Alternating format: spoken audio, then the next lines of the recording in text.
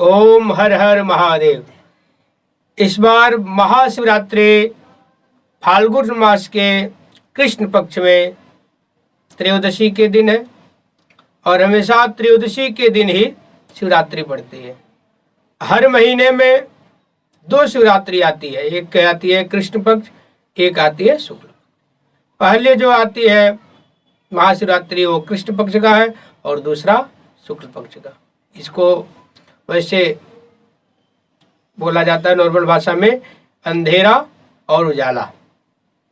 अंधेरा और उजाला के नाम से भी जाने जाते हैं कृष्ण पक्ष और शुक्ल पक्ष। तो जो महाशिवरात्रि होती है भगवान शिव का विशेष पूजा, भगवान शिव का विशेष आराधना। इसको करने से जीवन में अगर कोई भी दिक्कत है, कोई भी बाधा है, हर प्रकार के दिक्कत की सलूशन भगवान शिव के महारुद्राभिषेक और भगवान शिव का शिवरात्रि के दिन पूजा करने से हमें छुटकारा प्राप्त हो जाता है। हर प्रकार के दुखों से, हर प्रकार के कष्टों से छुटकारा मिलता है। और शिवरात्रि के दिन पार्थिव शिवलिंग का पूजा करना चाहिए। गंगा से मिट्टी लाए, तालाब से मिट्टी लाए, जंगल से मिट्टी लाए और उसी मिट्टी का शिवलिंग बनाए, उसको बोलते हैं पार्थिव शिवलिंग। और उनके साथ गढ़ बनाए जाते हैं, छोटे छोटे उनके गढ़। और इस तरह से शिवलिंग और गढ़ बना करके शिवरात्रि के दिन पूजा करें, उनका विशेष आराधना करें। उनको शुद्ध जल से अभिषेक कराएं, गाय के दूध से अभिषेक कराएं, गंगा जल से अभिषेक करें, दही से अभिषेक करें, घी से अभिषेक करें, शहद से अभिषेक करें। और उसके बाद जो है आप भगवान शिव को भस्म लेपन कर दें, अष्टगंध का तिलक लगा दें, ओम बना दें और भस्म से त्रिकुंड, जो भगवान माथे पे त्रिकुंड लगाते हैं, भस्म को घोल करके त्रिकुंड लगा दें। उसके बाद भगवान शिव को पुष्प, धूप, दीप इत्यादि चढ़ा करके सुगंधित इत्र चढ़ाएं, नैवेद्य का भोग लगाएं और भगवान शिव के लिए एक निर्मल स्वच्छ एक जल का पात्र रखें। और भगवान शिव का पूजा बिल्वपत्र के बिना अधूरा है। बिल्वपत्र भगवान शिव की पूजा में भी महाशिवरात्रि के दिन बहुत ही आवश्यक है। अगर भगवान शिव को आप बिल्वपत्र चढ़ा दिए और बिल्वपत्र के ऊपर आप ओम नमः शिवाय, जय सिया राम लिख दिए तो कई जन्मों के पापों का नाश हो जाता है और बहुत ही अक्षय फल की प्राप्ति होती है। तो आप लोग भगवान शिव को बिल्वपत्र चढ़ाएं। अगर आप लोगों को किसी नदी का मिट्टी, तालाब का मिट्टी, समुद्र का मिट्टी बाई चांस नहीं मिल पा रहा है तो आप लोग आटे का भी शिवलिंग बना सकते हैं। और एक बात मैं बता देता हूँ, आटे का शिवलिंग बना करके आप पूजा कर रहे हैं। अगर किसी के घर में संतान वृद्धि नहीं हो रही है, संतान की प्राप्ति नहीं हो रही है, संतान की प्राप्ति में बाधाएं आ रही हैं, दिक्कत आ रही हैं, तो आप लोग महाशिवरात्रि के दिन घर में आटे का शिवलिंग बना लें और उसका आराधना करें। आटे की शिवलिंग का पूजा करें, जल से अभिषेक करें, दूध से अभिषेक करें, दही से अभिषेक करें, शहद से अभिषेक करें, घी से अभिषेक करें, पंचामृत से अभिषेक करें। उसके बाद भगवान को गंध, पुष्प, भस्म, सुगंधित इत्र, धूप, दीप, भगवान को विशेष पूजा करके उनको भोग लगाएं। भगवान के लिए मीठा चढ़ाएं, फल चढ़ाएं। उसके बाद भगवान का विशेष आराधना करें, ओम नमः शिवाय का जप करें। ओम नमः शिवाय जप करने से बहुत ही उत्तम फल की प्राप्ति होती है। और आपके जीवन में जो भी अचानक संकट आने वाला होता है, दुर्घटना होने वाला होता है, उससे आपको निवारण मिलता है। बोला जाता है कालों के काल महादेव, काल के भी राजा है महादेव, काल को भी एक बार पीछे कर देते हैं। और आप लोगों को पता है जो भगवान शिव का महामृत्युंजय मंत्र है, मनुष्य अगर काल के मुंह में भी चला गया हो, बिल्कुल जो है मृत्यु को चला गया हो, उसको भी एक बार महामृत्युंजय संजीवनी मंत्र का जो जप करते हैं वो भी उड़ जाता है। तो आप लोग भगवान शिव का विशेष आराधना करें। और जो लोग चाहते हैं अपने घर में शिवलिंग का स्थापना करना, वो लोग इस महाशिवरात्रि के दिन किसी ब्राह्मण के द्वारा, वैदिक ब्राह्मण, सुयोग ब्राह्मण को बुला करके अपने घर में शिवलिंग का स्थापना करवा सकते हैं। और ध्यान रखेंगे, घर में जो शिवलिंग रखते हैं वो बिल्कुल जो है छोटा होता है। अगर 2 से 2.5 इंची का शिवलिंग है तो घर में आप रख सकते हैं। अगर 3 इंच के ऊपर है शिवलिंग तो आप घर में न रखें। और घर में प्राण प्रतिष्ठा नहीं किया जाता है भगवान का। प्राण प्रतिष्ठा केवल भगवान का मंदिर में ही किया जाता है। अगर आप घर में प्राण प्रतिष्ठित मूर्ति रख रहे हैं तो आपके लिए हर समय भगवान का भोग, पूजा, सुबह दोपहर शाम आरती, भगवान का विशेष जप आराधना बिल्कुल जो है निरंतर करना रहेगा। अगर आप कर सकते हैं तभी करें घर में स्थापना किसी भी मूर्ति का। अगर आप नहीं कर सकते हैं तो न करें। वैसे तो घर में नहीं करना चाहिए। क्या होता है, देखिए कभी कभी ऐसा योग होता है, ऐसा संयोग बन जाता है, पूरे परिवार को जाना पड़ता है। उस हाल में जब पूरा परिवार जाएगा तो भगवान का पूजा उस समय नहीं हो पाएगा, भगवान का पूजा छूट जाएगा, तो वहां पे दोष लगता है। इसी वजह से आप लोग जो है घर में स्थापना न करें। घर में केवल जो है ऐसे स्थापना करना, प्राण प्रतिष्ठा नहीं करना चाहिए। प्राण प्रतिष्ठा करने का मतलब वो मूर्ति बिल्कुल जो है जीवित मूर्ति हो गई, उसमें प्राण पड़ गया। जैसे आदमी जीवित अवस्था में रहता है उसी तरह मूर्ति भी जीवित अवस्था में आ जाती है। जब हम किसी को बुलाते हैं या कोई अपने घर पे आता है, उसका हम सम्मान न करें, उसका आदर न करें, उसको समय समय पे चाय पानी भोजन न दें, उससे बात न करें, तो आदमी के मन में क्या होता है, वो अपने मन में अनेक प्रकार की विकार लाता है, दुखित भी होता है। तो दुखित होकर के ही बोलता है आदमी, ये तो बहुत बेकार है, इसके मैं कभी नहीं जाऊंगा। तो ऐसे जब कोई भगवान को भी आह्वान करते हैं, अपने घर में बुलाते हैं, तो उनका भी आदर सत्कार नहीं होगा, निरादर होगा, तो कहीं न कहीं उसका भी दोष मिलता है। इसलिए आप लोग कोशिश करें प्राण प्रतिष्ठा घर में किसी भी मूर्ति का न करें। अगर कर रहे हैं तो आप जिम्मेदारी पूर्वक उस मूर्ति का पूजा पाठ, हर समय समय पे भोग लगाना, हर समय समय पे पूजा करना, बिल्कुल उनका समय से सारा कार्य होना चाहिए। तो जो लोग भी इस महाशिवरात्रि में घर में शिवलिंग का स्थापना करना चाहते हैं वो 2 से 2.5 इंची का शिवलिंग का स्थापना कर सकते हैं। और वैदिक ब्राह्मण को बुला करके उसका प्रॉपर तरीके से स्थापना कराएं, पूजन कराएं। और सबसे पहले एक अभिषेक करें, उस पर रुद्राभिषेक कर लें। रुद्राभिषेक करने से शिवलिंग की शक्ति बढ़ जाती है, उसमें भगवान शिव का वास हो जाता है। स्थापना के समय देखना चाहिए शिव वास है कि नहीं। स्थापना के समय शिव वास देखना बिल्कुल जरूरी है। जैसे हवन करते समय अग्निवास देखा जाता है, उसी तरह से अगर शिव जी का मूर्ति का स्थापना हो रहा है तो शिव वास देखते हैं।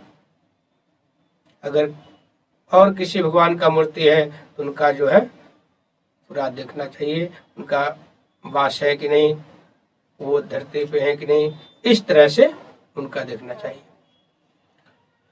तो जो लोग भी भगवान शिव का आराधना करेंगे उनको अक्षय फल की प्राप्ति होगी। उनके जीवन में जो भी बाधाएं आती हैं वो धीरे धीरे खत्म होगा, और जो भी चल रही है बाधाएं उससे निवारण मिलेगा। इस प्रकार आप लोग जो लोग लक्ष्मी की कामना करते हैं भगवान शिव का गन्ने के जूस से अभिषेक करें और भगवान शिव को कमल के फूल चढ़ाएं। और जो लोग पुत्र की प्राप्ति चाहते हैं, पुत्र की कामना करते हैं, वो लोग भगवान शिव का अभिषेक शुद्ध देसी गाय के दूध से करें। अगर देसी गाय के दूध से आप रुद्राभिषेक करते हैं तो आपका मनोकामना बहुत ही शीघ्र पूर्ण होगा।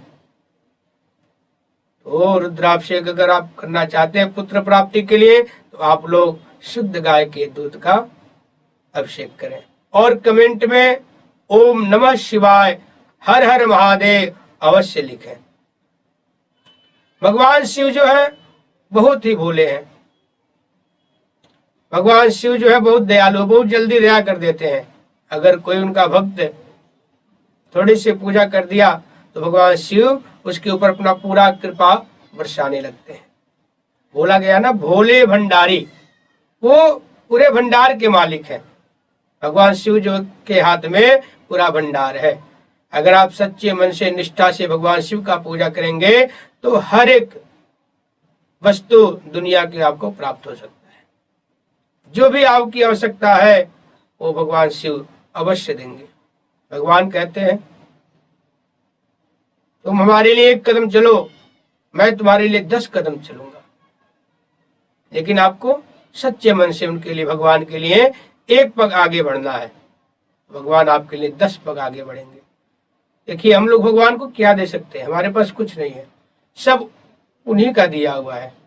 आदमी क्या लेके आता है, सब यही है, सब इसी पृथ्वी से प्राप्त होता है।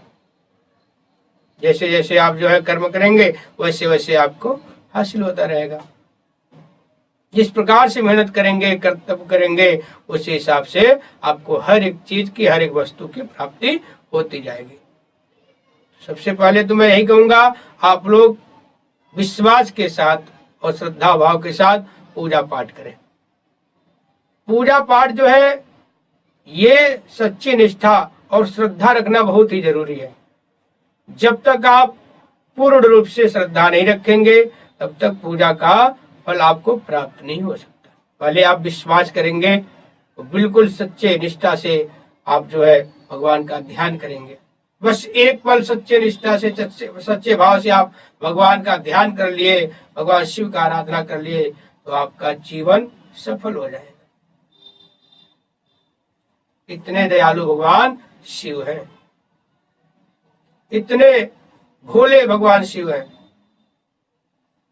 और भगवान शिव खजाना का भी भंडारी है, खजाना का भी उनके हाथ में ही चाबी है।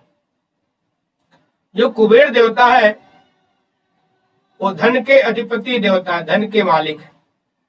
और कुबेर देवता को धन का अधिपति का जो उनको दर्जा मिला है वो भगवान शिव के ही द्वारा मिला है। भगवान शिव के ही वजह से कुबेर देवता को धनाधिपति बनाया गया है। धन के अधिपति भगवान शिव जी ने कुबेर देवता को बनाया है।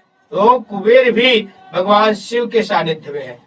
अगर भगवान शिव का पूजा करते हैं तो कुबेर देवता के भी आपके ऊपर पूर्ण आशीर्वाद होगा। और इस बार जो महाशिवरात्रि है 2021 में 11 मार्च दिन गुरुवार को है।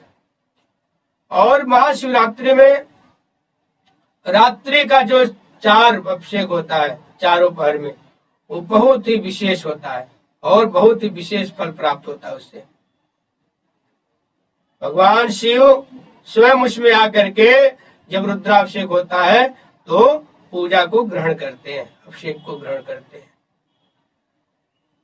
ये जो है भगवान शिव आपको एहसास कराएंगे, हाँ मैं पूजा में आ गया हूं और मैं पूजा को स्वीकार कर रहा हूं। अगर आप सच्चे मन से, बिल्कुल सच्चे मन से और भगवान के शरण में आप बैठे हैं और आपका एकदम पूरा ध्यान मन भगवान शिव के चरणों में है, तो भगवान शिव अवश्य आते हैं।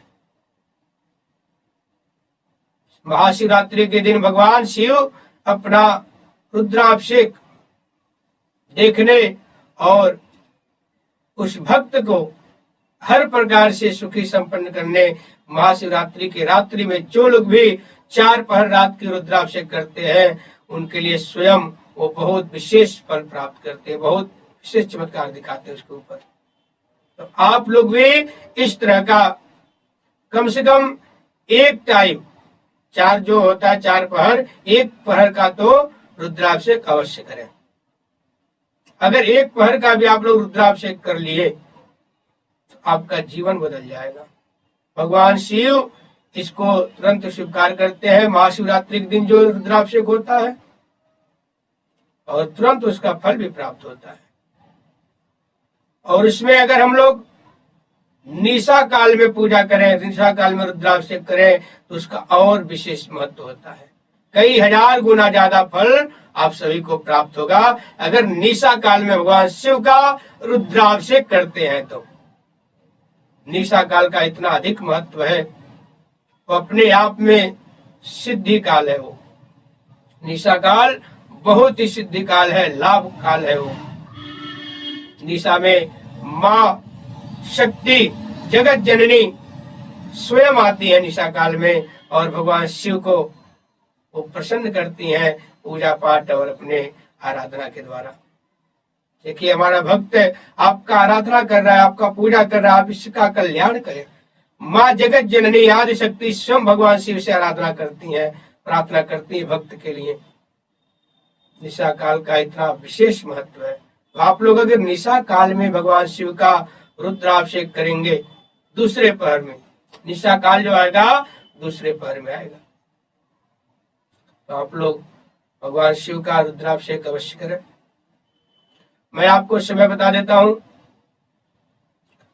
जो समय है, पहला समय है 6:30 बजे से लेकर के 9:30 बजे, और 9:30 बजे से दूसरा पहर चालू होगा 12:30 बजे तक, और तीसरा पहर जो चालू होगा 12:30 से 3:30। अब आएगा चौथा पहर, वो लास्ट होगा और वो होगा 3:30 से लेकर के 6:30 बजे तक। 6:30 बजे अगले दिन सुबह तक भगवान शिव का जो रात्रि का 4 प्रहर का रुद्राभिषेक होता है, सुबह 6:30 बजे तक होगा और इसमें भगवान शिव का विशेष पूजा आराधना होगा।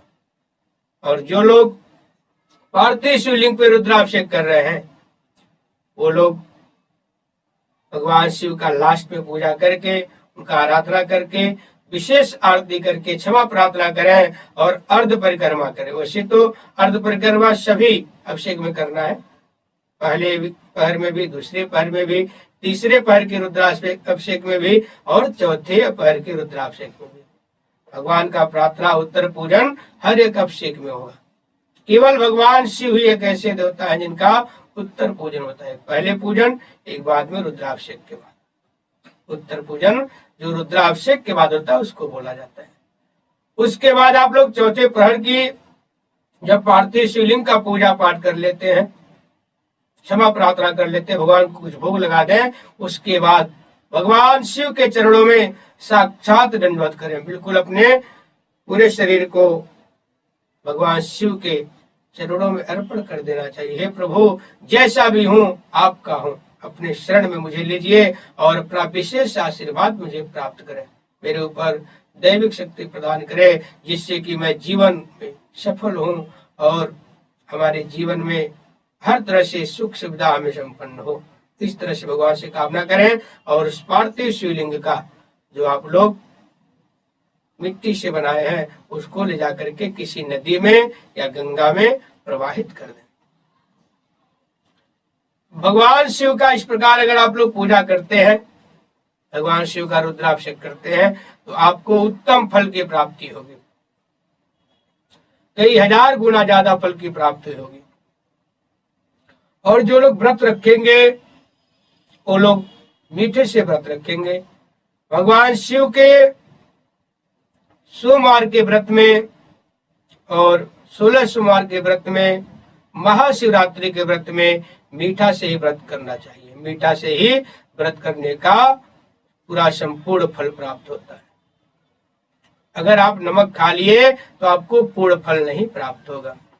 ये ध्यान रखना आप लोग। मीठे से भगवान शिव का अभिषेक करें और व्रत रखें।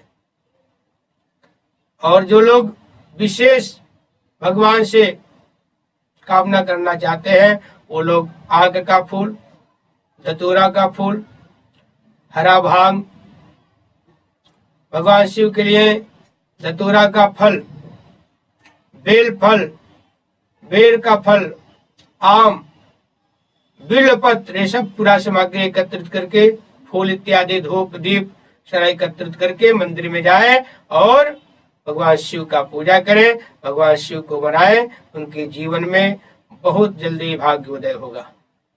तो इस प्रकार से शिव जी का आराधना करें आप लोग।